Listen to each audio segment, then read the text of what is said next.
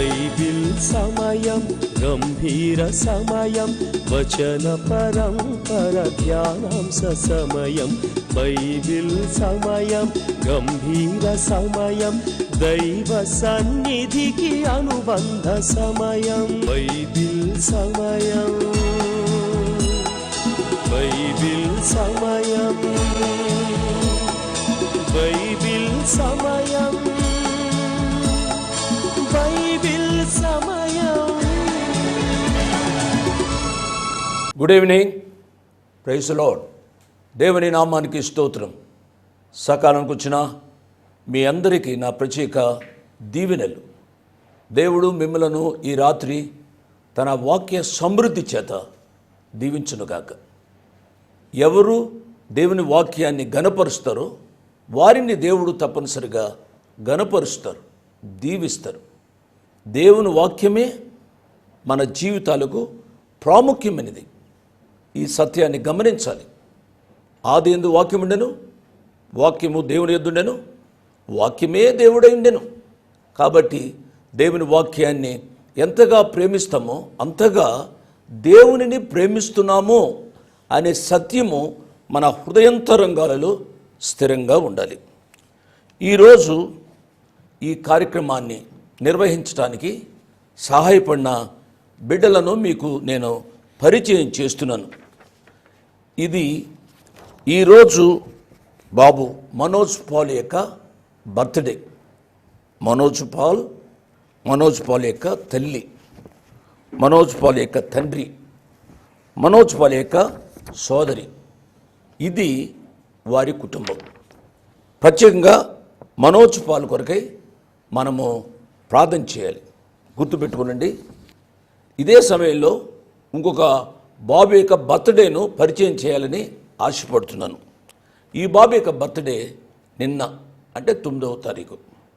Joshi uncle గారు మాట్లాడుతున్నప్పుడు ఇది వేస్తే బాగుండును అనే ఉద్దేశంతో ఈరోజు దీనిని ప్రసారం చేస్తూ ఉన్నాం.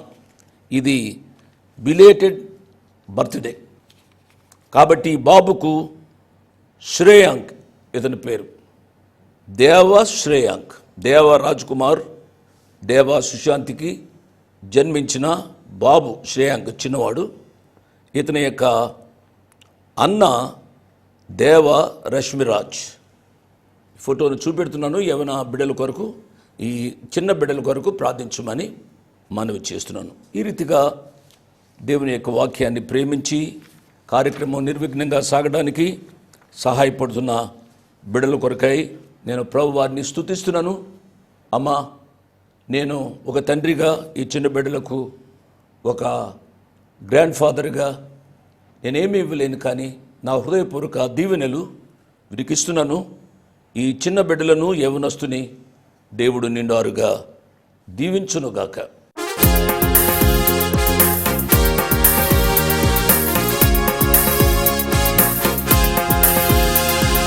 సామ్రాజ్యాల చరిత్ర ప్రవచన గ్రంథం, దానియేలు ప్రవక్త భవిష్య జ్ఞానం, రాజీలేని విశ్వాసికి మనుగడ జీవం, సత్యదేవుని భద్రత మనకు క్షేమాధారం. దానియేలు గ్రంథం, దానియేలు గ్రంథం, దానియేలు గ్రంథం, దానియేలు గ్రంథం.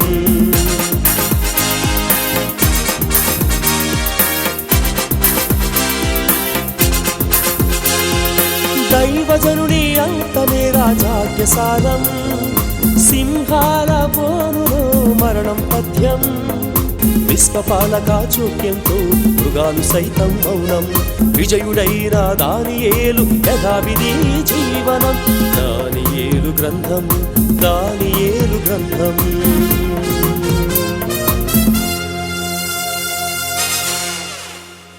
ఇక ప్రార్థన చేసుకుని దేవుని యొక్క వాక్యాన్ని ధ్యానం చేసుకుందాం. మమ్మల్ని మిగిలిగా ప్రేమించిన మా ప్రియ పరలోకపు తండ్రి, వందనాలు, స్తోత్రాలు నాయన. మీ కుమారుడు, మా రక్షకుడు యేసు ప్రభు వారి యొక్క ఉన్నతమైన నామంలో మీ కృపాసనాన్ని సమీపించడానికి మీరు మాకిచ్చిన ఈ భాగ్యం కొరకై వందనాలు, స్తోత్రాలు చెల్లిస్తున్నాము నాయన. ఈరోజు ప్రత్యేకంగా మా యవన బిడ్డ మనోజ్ పాల్ కొరకై ప్రార్థన చేస్తున్నాం. వారి యొక్క తల్లిదండ్రుల కొరకై, వారి యొక్క సహోదరి కొరకై ప్రార్థన చేస్తున్నాం. ముఖ్యంగా తల్లిదండ్రుల యొక్క ఆరోగ్యాన్ని భద్రపరచండి. ఆ బిడ్డ యొక్క సహోదరి, మనోజ్ పాల్ యొక్క సహోదరిని దీవించండి, కృప చూపించండి. కార్యక్రమానికి సహాయం చేశారు అయ్యా. మేము వారికి ఏమీ ఇవ్వలేము, కానీ నాయన యేసు అనుచరుల పరిచర్యలో పనిచేస్తున్న వారందరిని బట్టి ఈ యవన బిడ్డను నిండారుగా దీవించండి. అదే సమయంలో ఆ చిన్న బిడ్డ దేవ శ్రేయాంకను కూడా దీవించమని అడుగుతున్నాం. ప్రభు కృప చూపించండి, మహిమ పొందండి. బలమైన మీ హస్తాలకు ఇద్దరు బిడ్డలను అప్పగిస్తున్నాం. ఎంతమంది దేవుని వాక్యాన్ని వినడానికి వచ్చారు, వారందరితో నాతో మాట్లాడండి. మీ వాక్య ప్రకారం జీవించే కృపానుభవాలు మీరు మాకు దయచేయండి. ఘనత, మహిమ, ప్రభావాలు మీ కుమారుడు ద్వారా మీరే పొందుమని యేసు ప్రభు వారి పుణ్యనామమున స్తుతించి ఘనపరిచి వేడుకున్నాము తండ్రి. ఆమెన్. ఆమెన్ అని పలికిన మీ అందరికీ నా ప్రత్యేక ధన్యవాదాలు. ఇదే రోజు ఒక వివాహ కార్యక్రమానికి వెళ్ళి అక్కడ వాక్యం చెప్పి వచ్చాను. ఆ యొక్క యవన బిడ్డలను దేవుడు నిండారుగా దీవించునుగాక.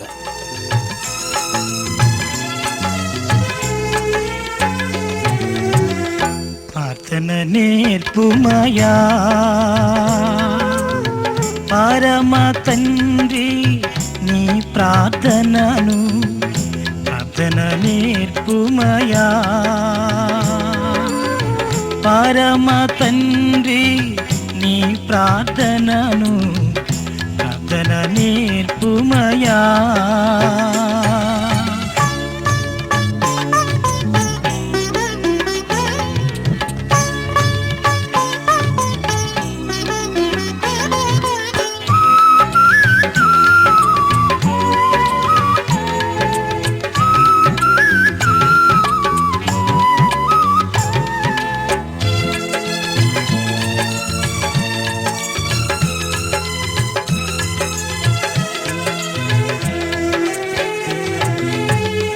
గిచ్చెమనే తోటలో నీ ప్రార్థన శిష్యులకు నేర్పినావు.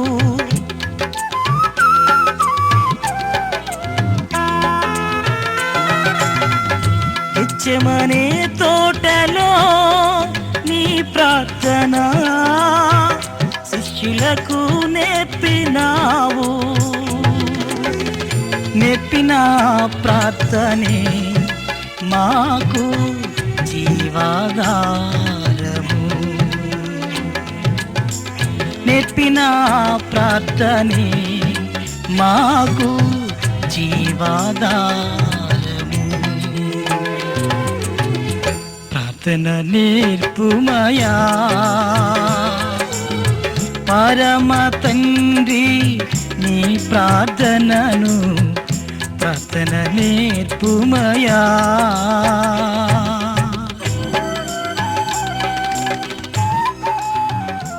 దేవుని యొక్క వాక్య ధ్యానంలోనికి వెళదాం.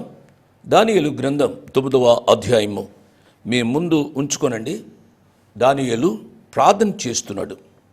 దానియేలు యొక్క ప్రార్థనలో ప్రాముఖ్యమైన సత్యాలు మనం అర్థం చేసుకోవాలి. దానియేలు ప్రార్థన చేయబోతూ ఉండగా దానియేలు తన్ను తాను సిద్ధపరచుకుంటున్నాడు. అవును, ఇష్టానుసారంగా ఎప్పుడంటే అప్పుడు, ఎక్కడంటే అక్కడ నీ ఇష్టమైన రీతిగా ప్రార్థన చేయడం కాదు. ఎప్పుడంటే అప్పుడు, ఎక్కడంటే అక్కడ ప్రార్థన చేయవచ్చు, నేను కాదనటం లేదు. ఒక సత్యాన్ని మనం అర్థం చేసుకోవాలి. మన ప్రార్థనలో కొంచెం సిద్ధపాటు ఉండాలి అనే సత్యాన్ని మీ హృదయాలలో ఉంచుకోరాలి. నెంబర్ 1.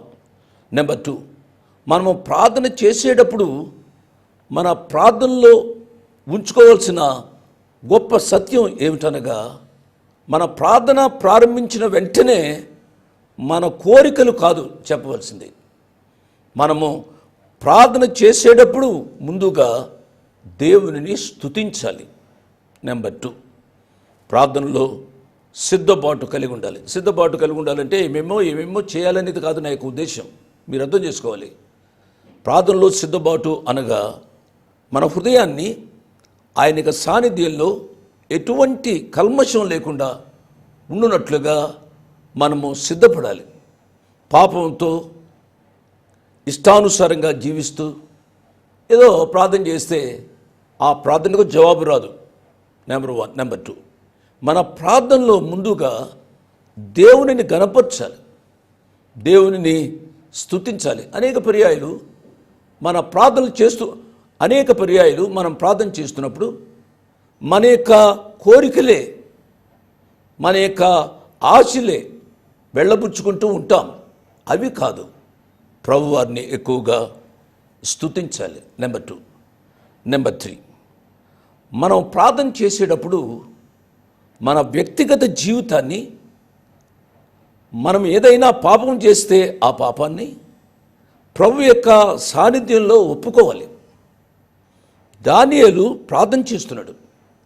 ఈ దానియేలు భక్తుని యొక్క ప్రార్థనలో తన ప్రజల యొక్క పాపాలను కూడా ఒప్పుకుంటున్నాడు. మేము అనే బహువచనాన్ని ఆయన వాడుతూ వచ్చాడు. దానియేలు వ్యక్తిగతంగా ఏ పాపం చేసిన వాడు కాదు.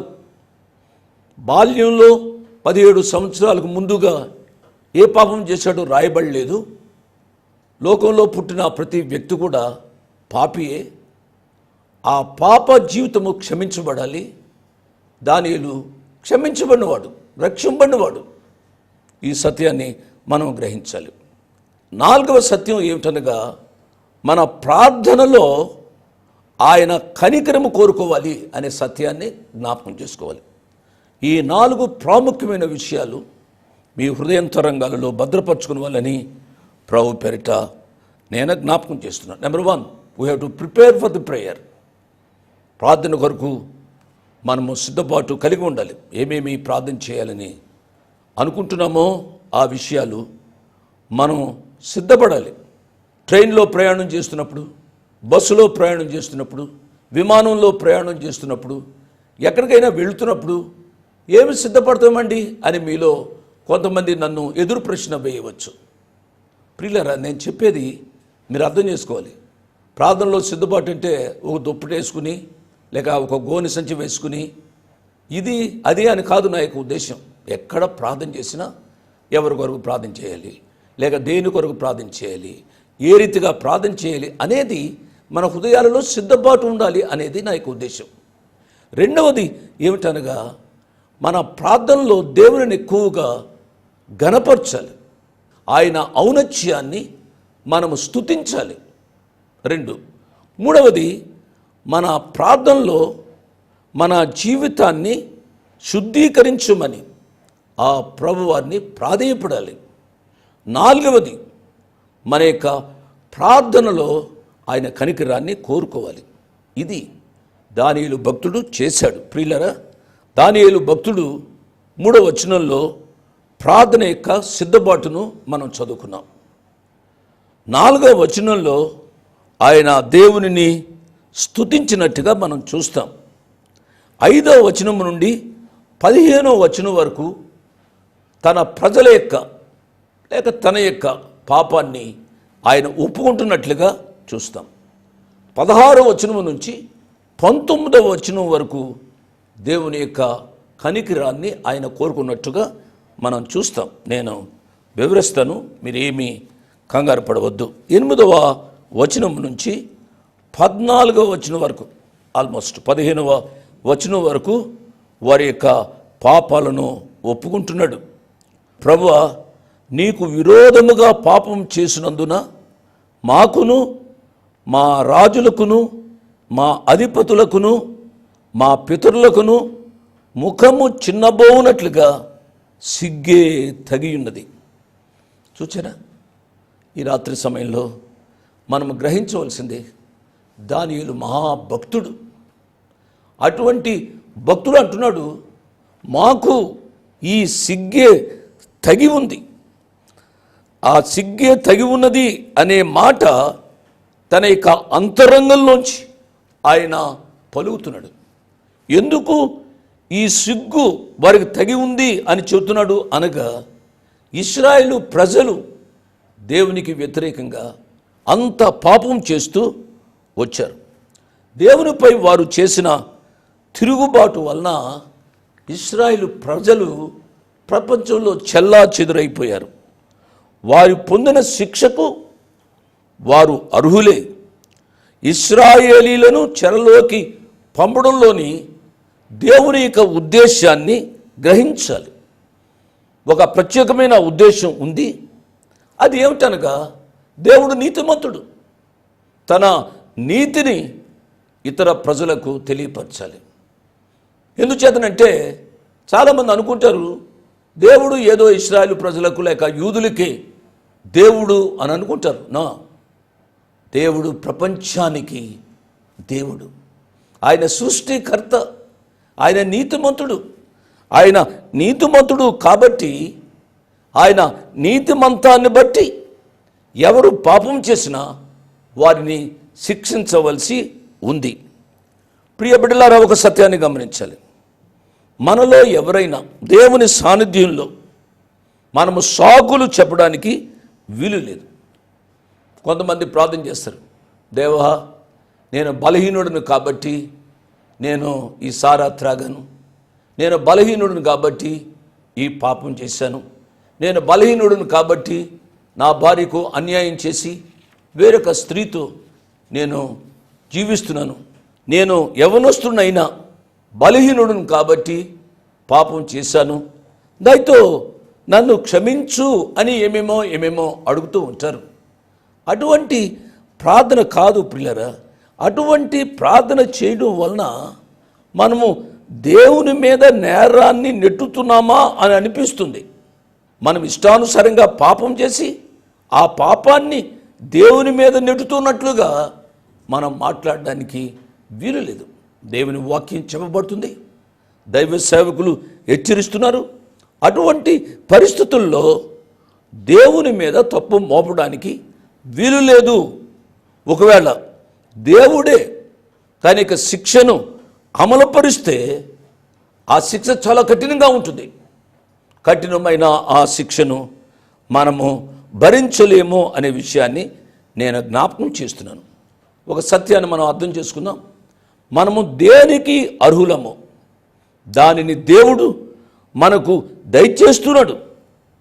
కాబట్టి యథార్థమైన రీతిగా దేవుని యొక్క సాన్నిధ్యంలోనికి వెళ్ళి మన పాప జీవితాన్ని మనము ఒప్పుకోవాలి. సాకులు చెప్పడానికి వీలు లేదు. దేవుడే ఏదో పొరపాటు చేస్తున్నట్లుగా మనము మాట్లాడుతున్నామేమో ఆలోచించాలి. కొంతమంది ఆ రీతిగా బోధిస్తున్నారు. మనం పాపం చేయడానికి కారణం దేవుడే. ఎందుకంటే దేవుడు నా హృదయంలో ఆ రీతిగా ప్రేరేపిస్తున్నాడు. చాలా విచారకరమైన సంగతి. కాబట్టి ఇటువంటి విషయాల్లో చాలా జాగ్రత్తగా ఉండాలి. నేను అమ్మాయిని ప్రేమించడం దేవునికి ఇష్టం. ఎందుచేతనంటే అమ్మాయి మంచి విశ్వాసి, వీడు మంచి విశ్వాసి కాదు. అమ్మాయి మంచి విశ్వాసి కాబట్టి అమ్మాయిని ప్రేమించాలని దేవుడే ప్రేరేపిస్తున్నాడు అని కొంతమంది బుద్ధిహీనమైన మాటలు మాట్లాడుతూ ఉంటున్నారు. నా ప్రియ బిడ్డలారా, దేవుడు ఎన్నడూ తప్పిదం చేసేవాడు కాదు. ఒక సత్యాన్ని గమనించాలి. మనము తప్పిదస్తులము అని గ్రహించాలి, మనము పాపులము అని గ్రహించాలి. నీవు పాపివని గ్రహిస్తే పాపాలను క్షమించే ఆ ప్రియ దేవుని యొక్క పాదాల దగ్గర రమ్మని ప్రభు పేరిట నేను జ్ఞాపకం చేస్తున్నాను. మనము దేవుని యొక్క సాన్నిధ్యంలో ప్రార్థన చేసినప్పుడల్లా దానియేలు భక్తుడు ఏ రీతిగా ప్రార్థన చేశాడో ఆ ప్రార్థనా విధానాన్ని మనం అర్థం చేసుకుని ఆ రీతిగా ప్రార్థన చేయవలసిన అవసరం ఉంది. దేవుడు మనను ఎన్నడూ కూడా విడిచిపెట్టే దేవుడు కాదు. పర్వతములు తత్తరిల్లిన, మెట్టలు తొలగిపోయిన నా కృప నిన్ను విడిచిపోదు. దేవుని నామానికి స్తోత్రం అండి. కన్న తల్లి తన బిడ్డను కరుణింపగా మానునా? కన్న తల్లి అయినా మర్చిపోతుంది, కానీ నేను నిన్ను మరువను అని ఆ ప్రియ ప్రభు వాగ్దానం చేస్తూ ఉన్నాడు. ఈ వాగ్దానాన్ని ఎన్నడూ మర్చిపోదు. మేము మా దేవుడని యెహోవాకు విరోధముగా తిరుగుబాటు చేసితిమి, అయితే ఆయన కృపా క్షమాపణలు గల దేవుడై ఉన్నాడు. నా ప్రియులారా, 8వ వచనం నుంచి 15వ వచనం వరకు దయచేసి మీరే చదవండి. ఎన్ని గొప్ప సత్యాలు, ఆదరణకరమైన మాటలు ఇందులో వ్రాయబడ్డాయో మీకే అర్థమవుతుంది. పెద్దగా వివరించవలసిన పని లేదు అనే విషయాన్ని నేను జ్ఞాపకం చేస్తున్నాను. ఆయన ప్రేమ మీద ఆధారపడి ఆయన ప్రేమకు పాత్రులమై జీవించడానికి ఈ రాత్రి తీర్మానం చేసుకున్నామని మనవి చేస్తూ ఈ యొక్క వాక్య భాగాన్ని ఇంతటితో నేను ముగిస్తున్నాను. ముగింపులో 1-2 మనవులు నేను ప్రతిరోజు చెప్పాలని ఆశపడుతున్నాను, ఎందుకో చెప్పలేకపోతున్నాను. ఈ రాత్రి చెప్పాలని ప్రేరేపించబడ్డాను. 1 ఏమిటి అనగా, బైబిల్ కాలేజ్ పెట్టాలని ఆశ ఉంది. ఈ బైబిల్ కాలేజ్ ఏదో పట్టభద్రులను చేయాలి అనే ఆశ కాదు. వాక్యం వినబడిన స్థలాలకు మిషనరీస్గా మన తెలుగు బిడ్డలను పంపించాలనే ఆశ. తెలంగాణ జిల్లాల్లో, రాయలసీమ జిల్లాల్లో, శ్రీకాకుళం, విజయనగరం జిల్లాల్లో, ఏ పార్ట్ ఆఫ్ ప్రకాశం జిల్లాలో ఇంకా వాక్యము అందని ప్రాంతాలు ఉన్నాయి. ఆ ప్రాంతాలకు కొంతమందిని ట్రైన్ చేసి పంపించాలనే ఆశ నాకుంది. కాబట్టి ఈ యొక్క మిషనరీ కాలేజీ కొరకు, మిషనరీ ట్రైనింగ్ కాలేజీ కొరకు ప్రార్థించమని మనవి చేస్తున్నాను, సహాయపడమని మనవి చేస్తున్నాను. 2వది, ఈ కార్యక్రమం కొరకు ఎంతోమంది సహాయపడుతున్నారు. రోజుకు 11,000 రూపాయలు. ఇన్ని చెప్తే ఎట్లా అన్నా అని మీలో ఎవరు అనుకునవద్దని నేను మనవి చేస్తున్నాను. దేవుడు మిమ్మల్ని దేని కొరకై ప్రేరేపిస్తాడో ఆ విషయంలో సహాయపడమని ఒక తండ్రిగా, ఒక ఆధ్యాత్మిక పెద్ద అన్నగా మనవి చేస్తూ మిమ్మల్ని దీవిస్తూ ఈ కార్యక్రమాన్ని ముగిస్తున్నాను. May God bless you.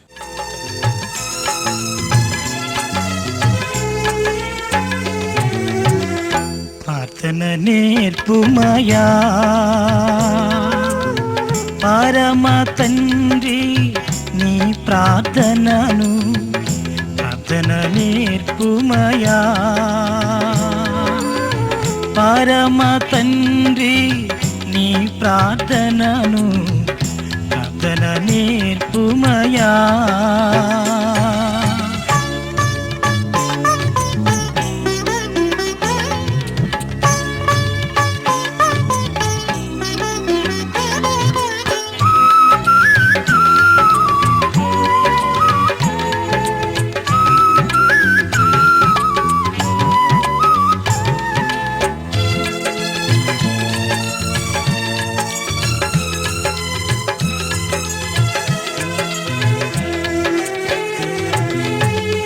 కిచ్చెమనే తోటలో నీ ప్రార్థన శిష్యులకు నేర్పినావు.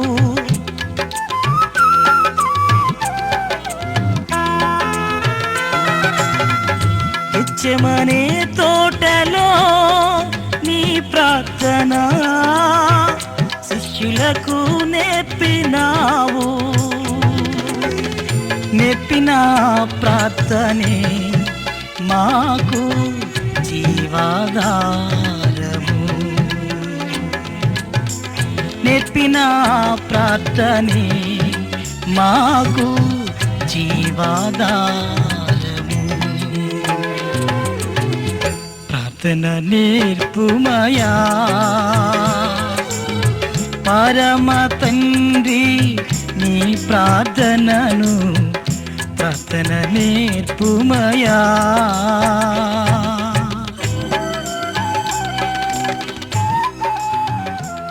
ఇంతవరకు వాక్యాన్ని విన్నందుకు మీకు నా హృదయపూర్వక వందనాలు. ఒక ప్రత్యేకమైన మనవి చేయడానికి మరొకసారి మీ ముందుకు వస్తున్నాను. అదేమిటి అనగా, ఈ కార్యక్రమాన్ని నిర్వహించడానికి నేను ఎంతో ధైర్యం చేశాను అనే విషయాన్ని జ్ఞాపకం చేస్తున్నాను. డబ్బుండి కార్యక్రమాన్ని ప్రారంభించలేదు. నన్ను రక్షించి ఇంతవరకు పిలిచిన ప్రభు ఉన్నారు అని, తదుపరి విశ్వాసులైన మీరు ఉన్నారు అనే ధైర్యంతో ఈ కార్యక్రమాన్ని కొనసాగిస్తున్నాం. కాబట్టి ఈ కార్యక్రమానికి అయ్యే ఖర్చులో కొంత భాగమైన మీరు భరించాలని మనవి చేస్తున్నాను. ఒకరోజు కార్యక్రమానికి ఎంత ఖర్చు అవుతుందో ఆ విషయాలు మీరు తెలుసుకోవాలంటే దయతో నాకు ఫోన్ చేసి కానీ ఆఫీసుకు ఉత్తరం రాసి కానీ తెలుసుకొని సహాయపడమని ఒక తండ్రిగా, దైవదాసునిగా, అంకులుగా మీకు మనవి చేస్తున్నాను. అడ్రస్ 1-1- మరలా 214/2 1-1-214/2 flat numbers 505 and 506. Flat numbers 505 and 506. Prithvi apartments extension, Prithvi apartments extension, Vivek Nagar, Chikkadpally, Hyderabad 20. దేవుడు మిమ్మల్ని నిండారుగా దీవించునుగాక. ఆమేన్.